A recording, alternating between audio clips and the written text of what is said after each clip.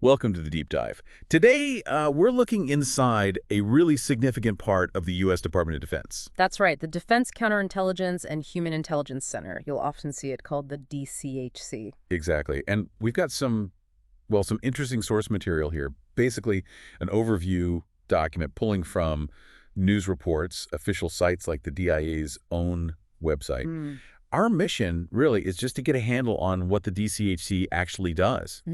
How does it fit into that huge intelligence picture? Okay, so let's unpack that.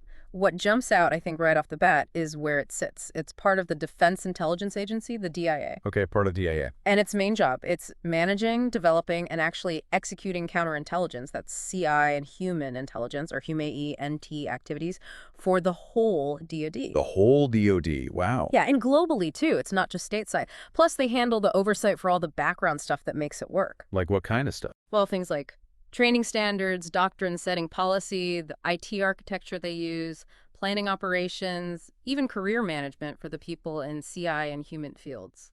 Got it. So it's the central hub, kind of the brain, for DoD counterintelligence and human intel. You could say that, yeah. It provides that central management. Now, here's something I found really interesting in our sources. The DCHC wasn't, created out of thin air, right? No, not at all. It was actually formed by taking over the functions and the authorities of two other organizations, the Counterintelligence Field Activities SIPA and the Strategic Support Branch, the SSB. And importantly, those two were disbanded at the exact same time the DCHC stood up. So a true consolidation, not just moving desks around, as they say. That sounds like a major strategic shift. Oh, absolutely. You have to think, pulling CI and HUMINT together like that under one roof, it suggests a move towards, well, greater integration, maybe tackling issues like information silos or overlapping efforts you might get with separate units. That makes sense. Streamlining, maybe, making things more efficient against, modern threats. Probably part of the thinking, yeah. A more unified approach. Okay, but here's a key point that really stood out, and you mentioned CI. Despite doing counterintelligence work, the DCHC specifically doesn't have law enforcement authority. That's a critical distinction, absolutely crucial. Why is that so important to emphasize? Does it cause friction sometimes? Well, it defines their role clearly. Their job is intelligence gathering, identifying threats, understanding them, informing defense strategy. It's not about making arrests or conducting domestic legal procedures. So they figure out the threat, but if someone needs arresting, they hand it off. Exactly. Coordination with agencies that do have law enforcement powers, like the FBI, for instance, would be vital. There have to be protocols for that kind of handover when needed. They identify, others act in a law enforcement capacity. Okay, got it. Intel, not enforcement. Then fast forward a bit.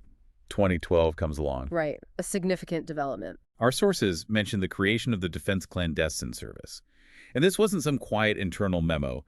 It was announced by the Secretary of Defense and the Director of National Intelligence. Big announcement. And the language used was interesting, too. Yeah, it was called an upgrading and rebranding of the DIA's existing human capabilities. That sounds like more than just a new name. It really does. Upgrading and rebranding suggests, well, an enhancement. Maybe more resources, perhaps a more focused mission set. The term clandestine service itself signals a real emphasis on proactive human intelligence gathering, potentially in more challenging environments. Moving beyond just reacting, maybe. More actively seeking out information. That seems to be the implication, yes. A strategic push to strengthen that specific capability within DIA, managed under the DCHC umbrella. Okay, so let's try and bring it all together then. What have we learned about the DCHC? Well, fundamentally, it's the DIA's core entity for managing defense CI and human across the globe. Right, formed by merging those two previous organizations, CIFA and SSB. Showing that drive for integration. And crucially, it operates without law enforcement powers.